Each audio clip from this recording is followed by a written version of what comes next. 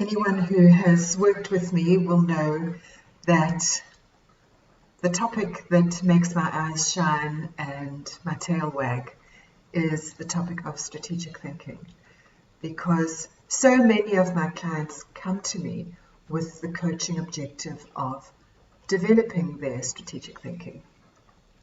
Kind of starts with getting clear on what does that mean to you.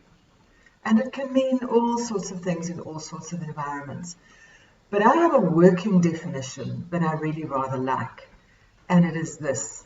Strategic thinking is the discipline or habit of spotting game changers, designing a response to those game changers, and persuading those who make the decisions that this is a compelling route to take. So what does this mean in practice? Well, the starting point for all strategic thinking is spotting the opportunities. So those game changers could be opportunities for you and your business to change the game, and they could be indicators in the wider environment that the game is changing and you had better respond to it or you're going to get left behind. Strategic thinking is about a mindset, but it's also about habits and discipline. The mindset is a feature perhaps of the natural strategic thinker. The natural strategic thinker looks at the world and what they are exposed to through the lens of what does this mean for me, what does this mean for society, what does this mean for my business. So that's how they read the news. That's how they pay attention to technological advances. That's how they think about solving problems that create a game changer. So they're always looking at things through the lens of what does this mean? Where could this take us? How, if we solved this problem, could we create something that is really powerful and make the world a better place, or make our industry a better place, or create new opportunities for ourselves?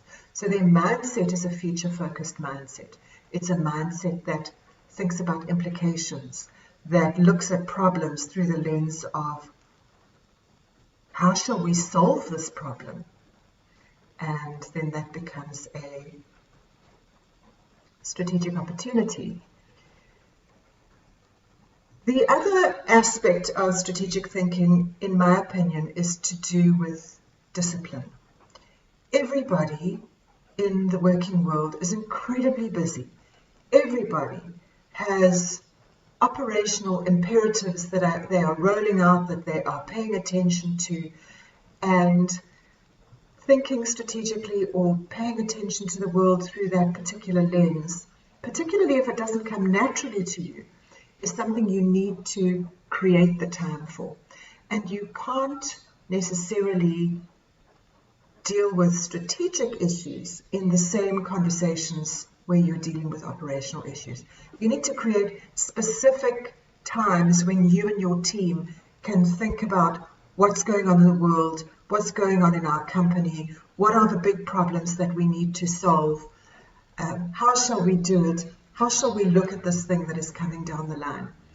And I believe that those need to be periodic times where you structure the opportunity for your team to look at those issues unencumbered by any operational imperatives.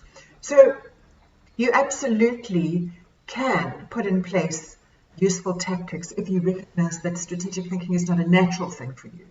If you are senior in an organization and it doesn't come naturally for you, you have to find tactics to be more strategic. Otherwise, how are you going to add the kind of strategic value you ought to be adding at the top end of an organization? So it's things like, do you build questions around strategic thinking into your interview process? Because if you're interviewing senior people, you most certainly should ask questions that give you a sense of how does this person think about the future? What are the big problems this person thinks that our organization ought to be solving? What are the things that we need to be prepared for coming down the line? How do we need to think about them?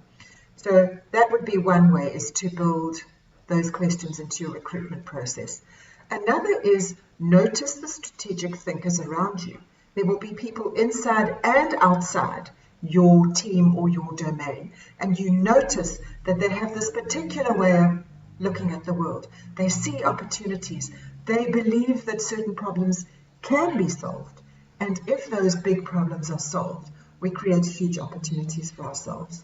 Invite those people into your lane, even if they don't have the subject matter expertise that relates to your own division.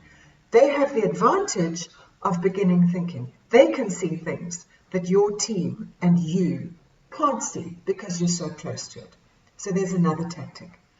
A third tactic is to develop in yourself the habit of reading widely, and encourage the same in your team members. In virtually every organization I've worked in, they are way too inwardly focused. They look inside all the time, and constantly get surprised by what's going on outside the organization. When a competitor gets to something first, when a challenge or a threat is coming down the line and they hadn't registered that this was going to be a game changer for their business. So read widely, read the best technology journals, read the best business magazines, and make them available to your people. And encourage them to read and to share what they are reading.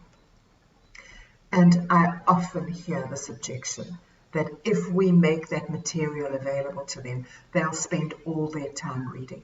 What rubbish. These are senior adults in an organization that has got big deliverables.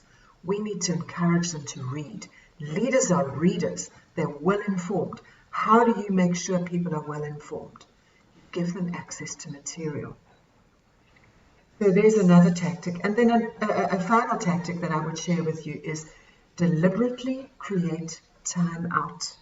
Perhaps every quarter, maybe more often, where you and your team and those people that you invite into your lane have the opportunity to look into their crystal ball and think about the big problems we need to solve, the threats that are coming down the line, the opportunities that are presenting themselves out there in the wider environment, and think about how you can respond to them.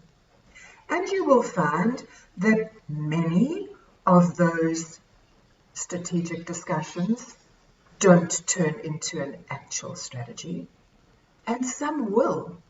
But it's the very fact that you're regularly having those conversations, that you're regularly training your eyes on the horizon, looking into the distance, looking into the future, looking for opportunities, paying attention to and talking about what's going on.